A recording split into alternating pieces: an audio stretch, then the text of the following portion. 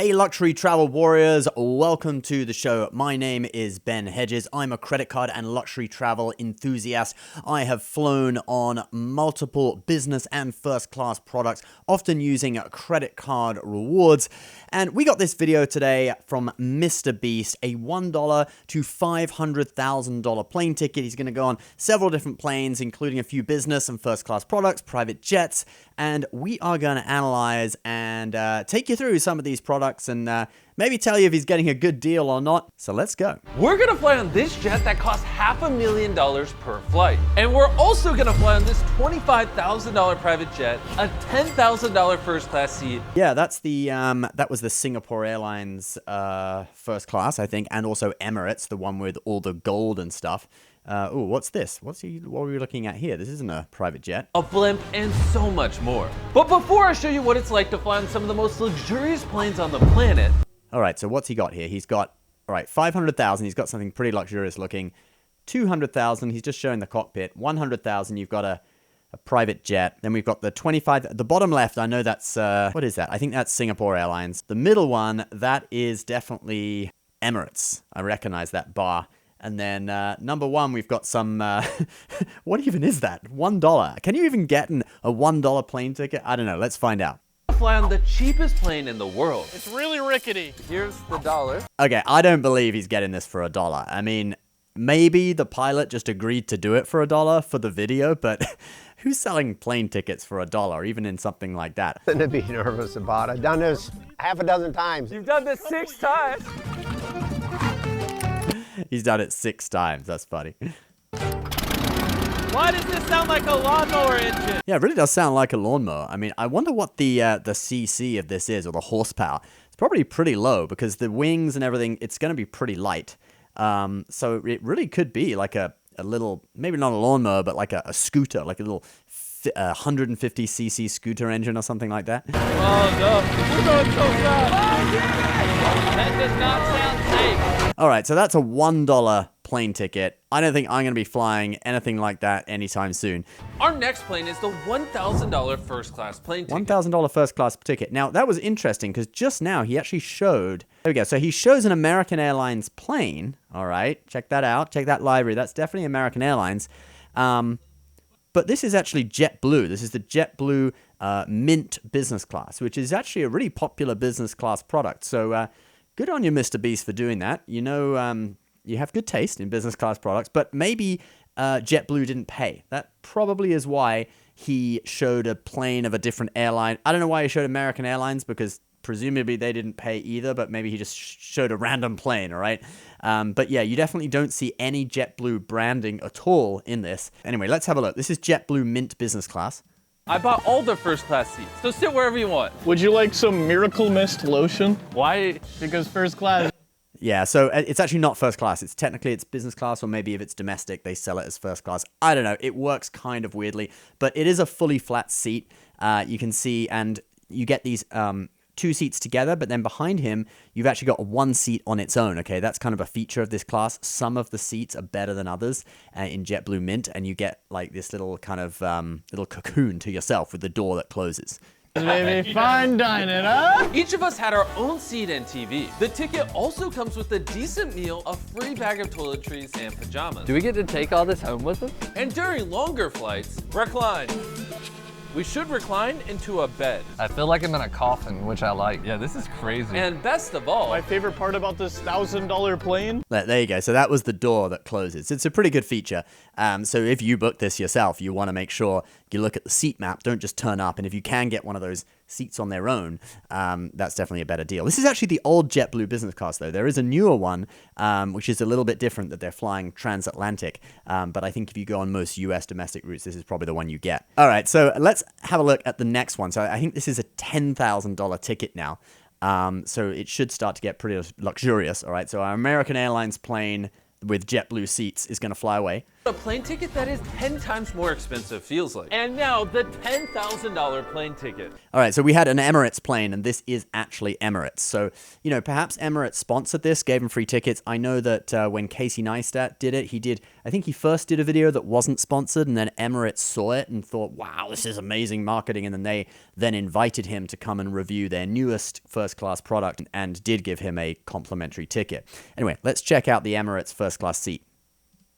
Oh man, this is nice. I have unlimited legroom here. Look. That legroom didn't really look unlimited, do it? He's like, I have unlimited legroom, but his feet were literally up against the wall. A giant touchscreen TV, my own in-seat drink bar, snacks. This isn't Feastable chocolate. I want a refund. Now we're taking off, which is pretty crazy because I can literally watch it on my TV. Yeah, that's always a cool feature when you can actually see out of a camera on the tail of the plane, especially if you're in the middle seats and you don't have a window. There's actually on the newest Emirates first class, the middle seats actually have fake windows where they show you a view from cameras that are just below the real windows on the outside, and you actually get to see a like really high definition or 4K or whatever video of what's going on outside. Some people think it's even better than having a real window. I don't know. Personally, I prefer a real window, but anyway, that's what you get. 16-hour flight, I get to take a look at how nice this bathroom is. You have a sink, a toilet, and then a shower. That is crazy. I love that. He's like, I had to take a and actually he was going to say shower, not the other thing that you were thinking of. But you were probably thinking of, I mean, I was thinking of shower all along, but I think you were thinking of something else, right? Dirty mind. Look at that. We are 30,000 feet in the air, and I can take a shower. On top of that, me and the boys can order as much gourmet food as we want. And that's not all. We saved the best for last. Hey, how's it going? There's a private lounge in the back of the plane. Hey, Jimmy. Yeah. Wow, yeah. The Emirates bar, that is sort of like a major selling point of Emirates first class. I think business class can use it as well, but they literally have a bar. I think it's halfway down or closer to the back of the top deck on the A380. This is only on the A380 because it's just such a huge plane that you can have extra stuff like bars and little seating areas to hang out. They actually redid this as well. You can see the windows behind them is kind of grayish. It used to be a lot more sort of brown and gold, but I think Emirates wanted to chill out a little bit with their sort of like so over the top, like bling bling kind of luxury. So they adopted this sort of gray color scheme, which is actually probably nicer. It's more like something you'd see on like a luxury yacht or something. Ow. You're not dreaming. That was the $10,000 plane ticket. Point the camera up and down. And now we're at the $25,000 plane ticket. That is. That was a cool transition. Okay, so this one, I believe it's Singapore Airlines. Up these stairs. That's right. There's floors. This is insane. This is crazy. We're gonna be sitting above other people. Oh my God. This is your room. For $25,000, you get 2 massive rooms. Oh, this is crazy. I've never seen anything like this. Holy cow. Okay, so this is the Singapore Airlines first class suite, which is upstairs on the A380, and it has a pretty significant wall. I mean, you can see the air hostess, the flight attendant, she describes it, this is your room, right? It's a room, okay? And you get both a seat and a bed. It's not a seat that turns into a bed, it's a seat plus a bed. You're gonna see this. On this plane is literally 4 times bigger than the last one. I've never seen a plane where I can comfortably do jumping jacks. Look at this. We also get 2 chairs, a ton of TVs. There are more TVs in this one room than all of the other planes we've been on. Food served by a personal flight attendant. Why is it that after a certain price point, they always give you caviar? That's true. Yeah, first class, they always want to give you caviar. Some people don't even like caviar, but yeah, it's funny that like caviar is kind of like the standard thing to signal that this is, high class luxury. This bathroom is like a disappointment. No shower, no heated floors, half the size. I think the $10,000 flight was a better price point. Yeah, it's true. No shower. And on a $25,000 ticket, which I think what this was, I mean, it would be good to have a shower. However, though, if they have good lounges, you could just have a shower at the destination. And the one drawback of showers on planes is that you're limited to time. So I think on Emirates, they limit you to half an hour. I would say that, yeah, it's a little surprising. $25,000, you don't get a shower compared to the $10,000 ticket. But if they have good lounges, you could just have a shower when you land or before you take off. Pay this kind of money for a single flight. I wouldn't recommend this. I would recommend a car. Buy a car instead. And now the best part of the room. A queen-size bed. Ooh. Yeah, that's a good point. You could literally buy a car for the cost of the ticket. But obviously, the car couldn't take you on an international flight, and that's where they're going. So on Singapore Airlines, so they're probably going to Singapore. And this is the bed. This is really cool. So the wall, what you're seeing now, the wall actually comes down between the two rooms, and it makes sort of a double bed. Why don't they just make every seat a bed? Bro, instead of 3 seats side by side, just put a bunk bed with 3 beds. You know, I've always thought that on planes. Why don't they just do planes that are bunk beds? Like, I don't mind if I have to lie down for the whole flight, because if it's a night flight, I'm going to go to sleep anyway, right? So why not just fill the plane with bunk beds? I mean, that would solve a lot of problems. You could sell economy tickets and everyone still gets a bed. All right, let's move on to the next one. I believe it's a private jet. Expensive commercial flight, time for private flights. All right, so this is the private jet. Why has this plane got its door open while it's in the air? Okay, I find that kind of strange. But anyway, let's check this out. This is the $100,000 plane. This thing's huge. At this price point, you get the entire plane. Oh, it's like a yacht. This is wild. Wow, that is really beautiful. I do like that. I'm not sure what this is. Maybe a 737. It's not that wide. Or maybe a 767. I'm not sure. The other one, the last one that you're going to see, I actually managed to find out what that one was, who owns it, etc. So stick around for that. But this one, not quite sure whose it is, but it cost $100,000. Normally these things cost about maybe $15,000 or $16,000 an hour to fly. So, you know, they're probably flying somewhere. I mean, I guess $100,000, they could go transcontinental with that. Maybe a 5-hour flight or something. You want to know the craziest part? This is just one of 4 rooms. There's more to the plane? I thought this was it. Guys, come over here. What room is this? This is literally another lounge area with a bunch of snacks and a huge TV. And if you're feeling tired, Wow, look at that bedroom. That is awesome. I don't know. It's not like there's a separate, you know, corridor though. The door just opens right into the bedroom, and then presumably there's more rooms behind it. So could people just walk through your bedroom when you're trying to sleep? I don't know. I'm not sure I kind of like the layout of the inside of this plane, but yeah, let's keep going. your own private bedroom. Dude, what? This is like a hotel. And last but not least, the bathroom. Okay, so yeah, it's the bathroom right at the back of the plane. So you're lying there in bed and you've got guests coming through your room to use the bathroom, and yeah, I don't think it's ideal. I just realized I'm taking off backwards. I didn't realize you were taking off. Not the camera! Stop! This is crazy. Yeah, you see, that's the thing about private jets. You don't actually have to wear your seatbelt on takeoff. I mean, I guess you probably still should, just for safety, but yeah, they don't require you to on a jet, which just shows how, like, you know, that whole thing about commercial flying where you gotta have your seat in the upright position, you gotta wear your seatbelt.